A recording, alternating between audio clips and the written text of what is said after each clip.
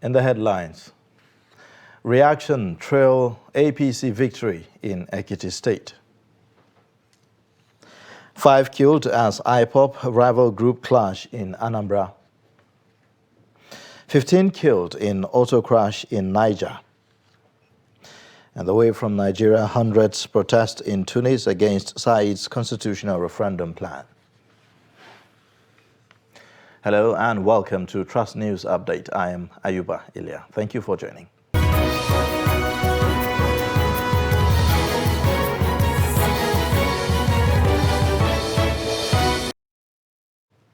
Beginning with political matters, candidate of the All Progressives Congress Abiodun Oyebanji is now the governor-elect of Ekiti State.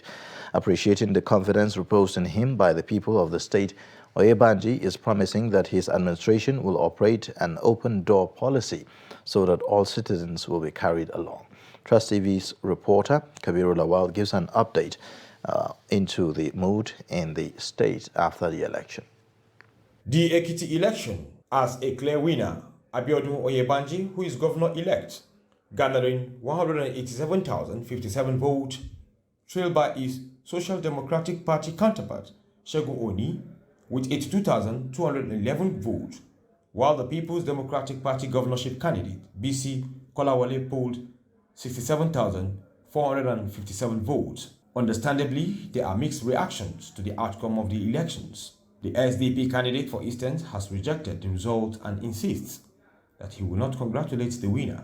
There are also unproven allegations that the votes were bought. However, some residents are happy with the result and are insisting that the vote was hitch-free. We worked very hard, but God crowned our efforts, and we thank God for Bao. It is God that gave us this victory. And Bao in person, his character, his behavior to the people of Ekiti State actually enhanced him this victory. And we thank God because it's a free election, no bloodshed. And meanwhile, the governor-elect has promised that his administration will continue to uplift the people of the state. We will work together with you to keep Ekiti working. I thank all other aspirants and their respective political parties for the dignified way they carried out their campaigns and for contributing to the credibility of the process. I will be seeking audience with you all in the coming days. The Ekiti election was supposed to be a litmus test to adjudge how ready INEC was for the elections next year. It also throws more light on a key factor that must be overcome before the polls: voter apathy. With only 37% of registered voters casting their vote in this election, it is very obvious now that a lot more must be done in the area of voter mobilization. In Ekiti, Kabir Lawal, Trust TV News. Candidate of the All Progressives Congress APC in Ekiti governorship polls, Abiodun Oyebanji, has been declared winner of the Saturday's election, having scored 187 votes to defeat Segun Oni of the Social Democratic Party SDP, who came second with 82,211 votes in the keenly contested governorship race. Trust TV's Shafiu Suleiman reports that the Social Democratic Party has rejected the results and threatened to contest it at the election tribunal. The report. Declaring the results of the Saturday's poll, INEC returning officer Professor Kayode Oyebode says candidate of the major opposition People's Democratic Party PDP, VC Kolawole, also polled 67,457 votes to clinch the third position. That Abiodun Abayomi Oyebanji of APC, having satisfied the requirements of the law, is hereby declared winner and is returned elected. Meanwhile, the Social Democratic Party SDP has rejected the results of the governorship election, alleging massive voter inducement and orchestrated violence at the strongholds by the ruling party. Speaking exclusively to media trust platforms, agent of the SDP barrister Oseni Ajayi also threatened that his party will approach the tribunal to ensure justice, just as he declined to sign the result sheet.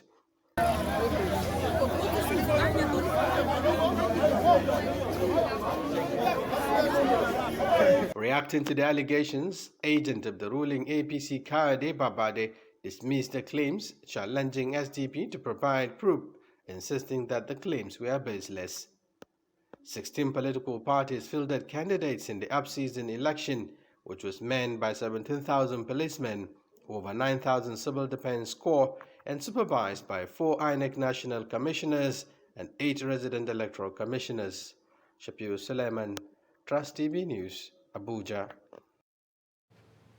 Meanwhile, President Muhammadu Buhari has congratulated the candidate of the All Progressives Congress, Biodun Oyebanji, over his electoral victory in Saturday's Ekiti State governorship election. This is contained in a congratulatory message issued on Sunday by his special advisor on media and publicity, Femi Adesina. The president said the victory is well-deserved, considering Oyebanji's contributions to the development of the state and the party before he was nominated the standard-bearer, urging him, however, to be magnanimous in victory in the interest of the people of the state. The president also rejoiced with the APC chairman, Abdullahi Adamu, and the National Working Committee for the victory, describing the victory as the first under the tenure of the newly elected executives of the party. National Chairman of the All Progressives Congress, Abdullahi Adamu, has congratulated the governor-elect of Ekiti State, Biodun Oyebanji, over his landslide victory at the poll on Saturday. In a statement issued by his media aide, Muhammad Nata Allah Kefi, in Abuja on Sunday, Adamu disclosed that the election is a test of Oyebanji's character. He said Oyebanji has the pedigree, experience and vision to take Ekiti State to the next level of development and thanked the people of the state for reposing their confidence in the party and Oyebanji. In a related development, candidate of the People's Democratic Party in Saturday's governorship election in Ekiti State, Otumba Olabisi Kolaole, has congratulated the All Progressives Congress candidate Biodun Oyebanji on his victory at the poll. Kolaole, in a congratulatory letter he personally signed and said that democracy must deliver to the people dividends of security or protection and enhance their social welfare and well-being basically and among other deliverables. He called on the governor-elect to take urgent actions aimed at redressing the plights of the people when he fully assumes the mantle. Crisis has started brewing up in the Kebbi State APC as a result of intensive horse trading and efforts by party stalwarts to take control of the party sequel to the 2023 general elections. This has already led to the decamping of some major stakeholders, such as the former governor of the state and serving Senator Muhammad Adamu Aleru, to the opposition, PDP, a situation which the opposition claim may weaken the APC at the polls come 2023. Correspondent Hamza Galadima Zuru has more on the report. Kebbi State has for a long time been a peaceful and politically dormant state, even though politicians from the state have played prominent roles on the national political scene.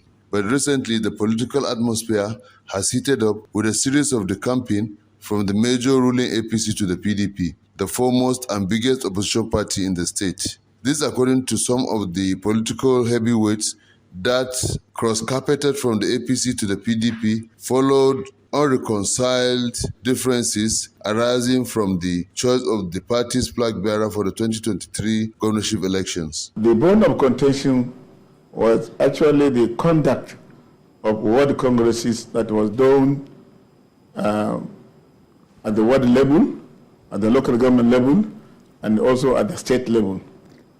All the party executives that were loyal to either myself or the Senate leader were removed from the list. Immediately after the decamping of Senator Muhammad Adam Aleru, the Senate Majority Leader Dr. Yahya Abdullahi also announced his decamping to the PDP, hereby vacating his position as the leader of the Senate as he has decamped to the opposition.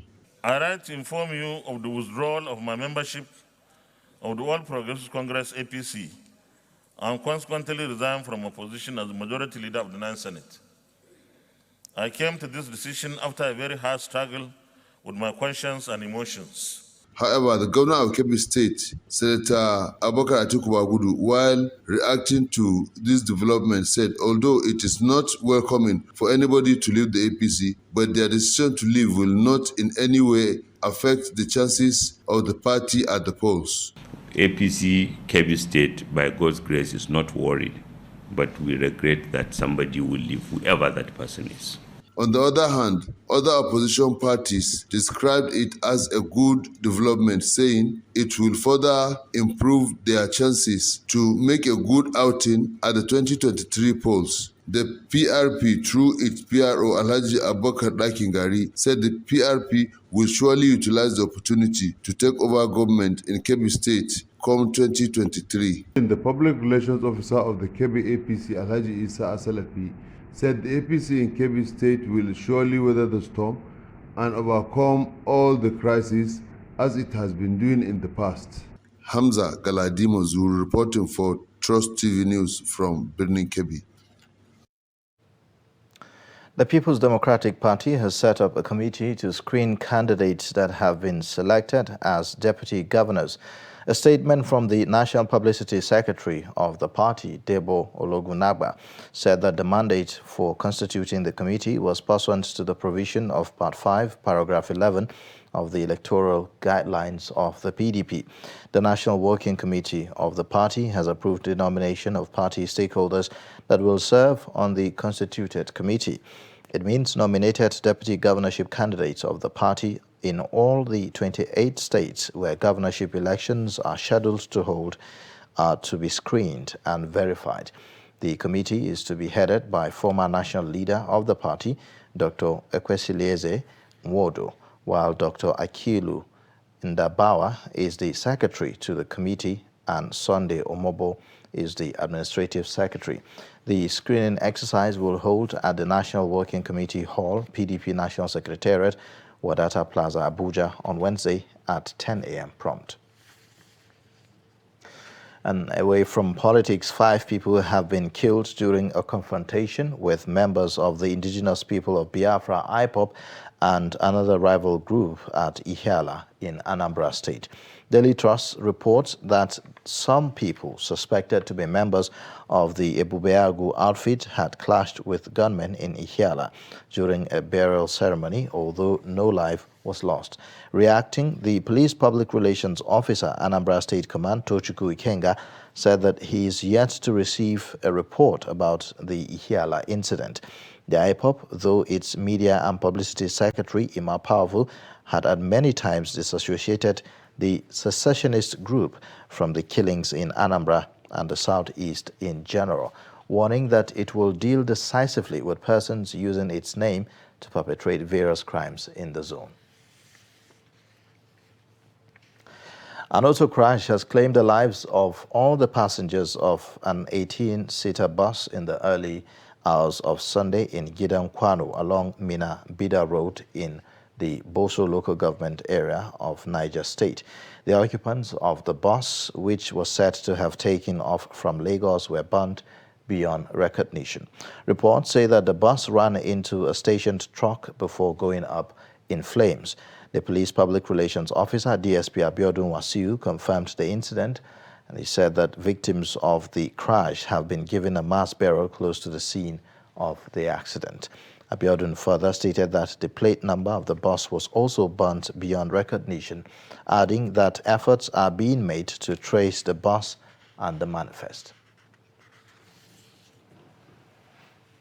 You're watching Trust News Update. Coming up after the break.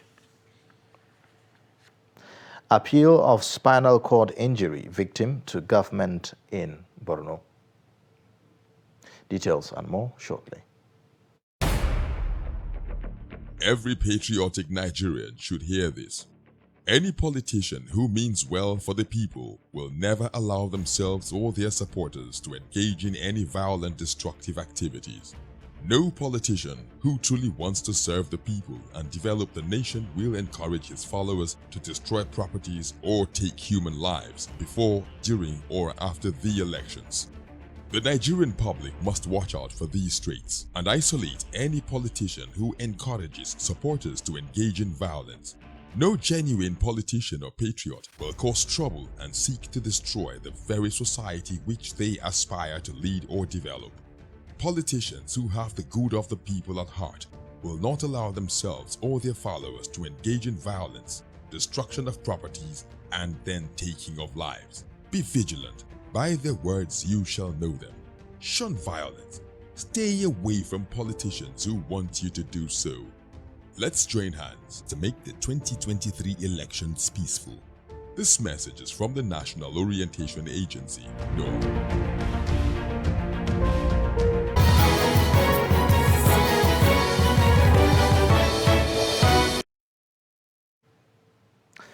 Thanks for staying. You're watching Trust News Update. Here's a reminder of our top stories again. Reactions trail APC victory in Ekiti State. 5 killed as IPOP rival group clash in Anambra. And in other news, the Delta State Police Command has arrested 51 suspected members of the Aye confraternity. Briefing newsmen at the anti-cult office in Asaba, Police Public Relations Officer Bride Edafe said that the arrest followed a tip-off that the cult group will be marking its anniversary in Ogwashi, Uku. Edafe said that the suspects on sighting the Buffalo Patrol team took to their heels while some of them shot at the police. Some of the suspects who spoke to newsmen said that their intentions were harmless as the group is registered with Corporate Affairs Commission. So we got this information yesterday that they will be marking their anniversary. I don't know how many years anniversary that they are marking, but they always mark their anniversary on the 15th of June, yes. So that is when they usually mark their anniversary. So we were on their trail, but they never knew. We had intelligence that they will be marking their day in the Polytechnic. But later we got information that they have left the Polytechnic because the school did not allow them. And they went to one hotel in Ogwashuku where they were going on with their celebration. Unfortunately for them, we got the timely information, we arrived there on time, and we raided them. One of them fired at the police, though missed. Cultism is a big problem in our society today, and that is why I really want parents and guardians out there to talk to their wards, especially at the growing stage.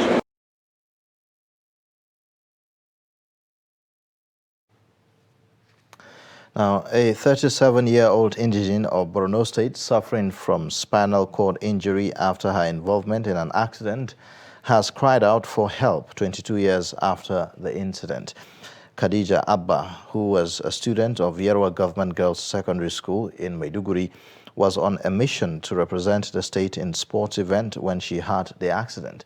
The 37-year-old, who feels she was neglected by the Borno State government, is now calling on Borno State Governor Babagana Zulum to revisit her case.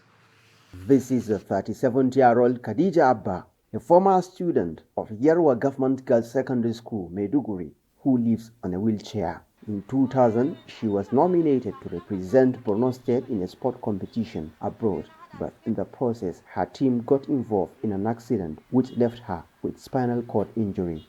Sai muka samu hatsari a 2000 tsakanin Kano. We had an accident in 2000 between Kano and Zaria. We were traveling to Lagos in a process to go to Morocco, from there to Italy. Then the accident happened. Since then, I was idle and neglected by the government. It was a spinal cord injury. If anyone gets involved in such incident, he must experience stigmatization, depression, and anxiety because of the ailment.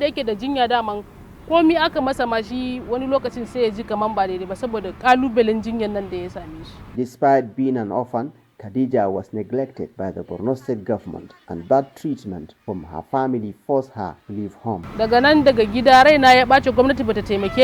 the government's negligence and trauma at home, then the Boko Haram crisis, I left Maiduguri to Gombe. I was received by the Association of Persons with Disability. I spent almost 12 years here in Gombe. However, Khadija defies all odds to be self-reliant as she ventured into cap knitting business. I can't engage in baking. You know, there is cap knitting job in Borno, so I learned it. After the accident, I continue when I return here. I have customers. Khadija is optimistic if Governor Babagana Zulum knows about her plight, he will render a helping hand. I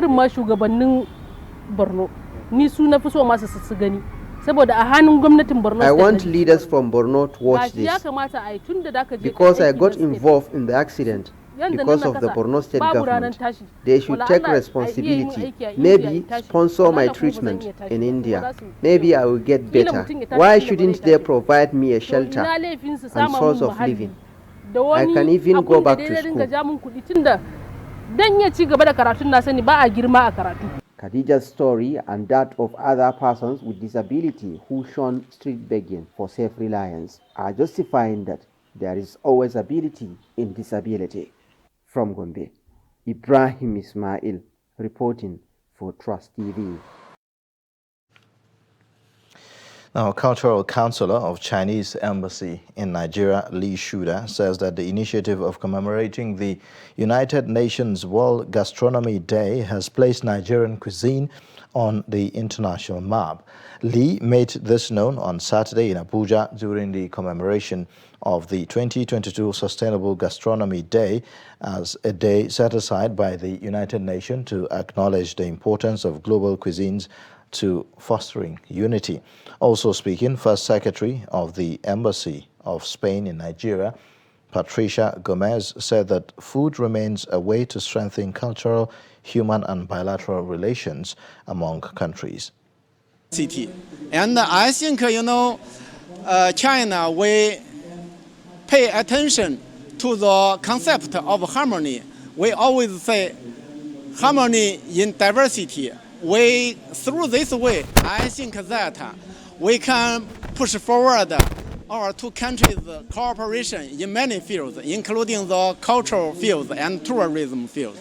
Okay, it's really a great initiative and a great effort to make this fabulous event happen. Because from this, I think this year's placing Nigerian food on international map. Through this, we can promote Nigerian culture throughout the world. Let more people outside of Nigeria know more about Nigeria and its unique culture. Food is something very basic.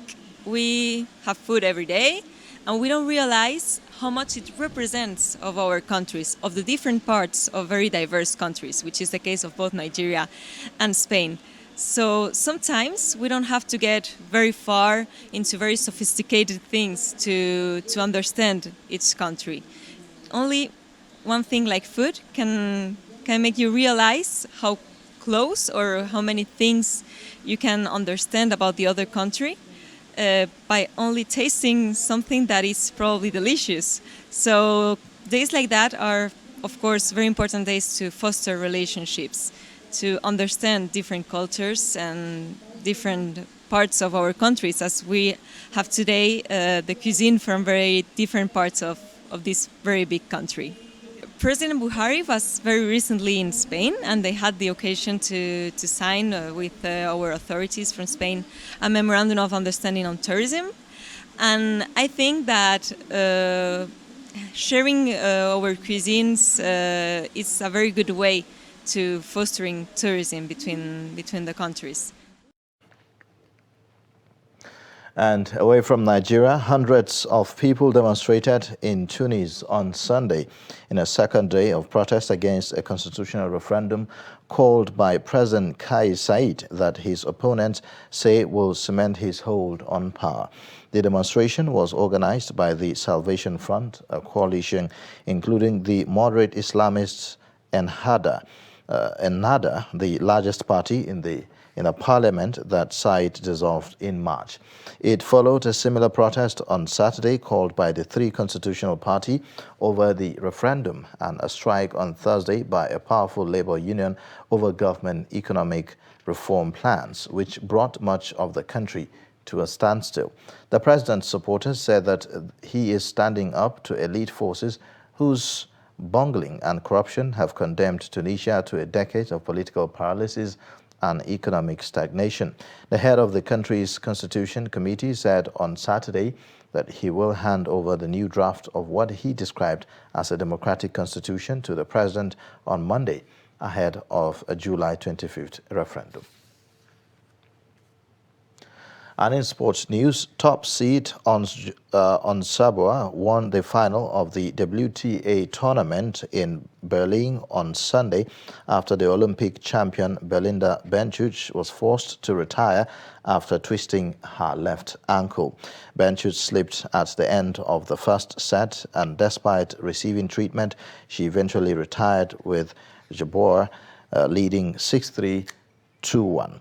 Jabeur had raced into a 3-0 lead after just 9 minutes before going on to win the third WTA title of her career after wins on grass last year in Birmingham and on clay in Madrid last month. And that's a wrap on Trust News Update. You can watch more by clicking the subscribe button on our YouTube and also subscribe to connect with us on all our social media platforms. I am Ayuba Ile. Thank you for watching.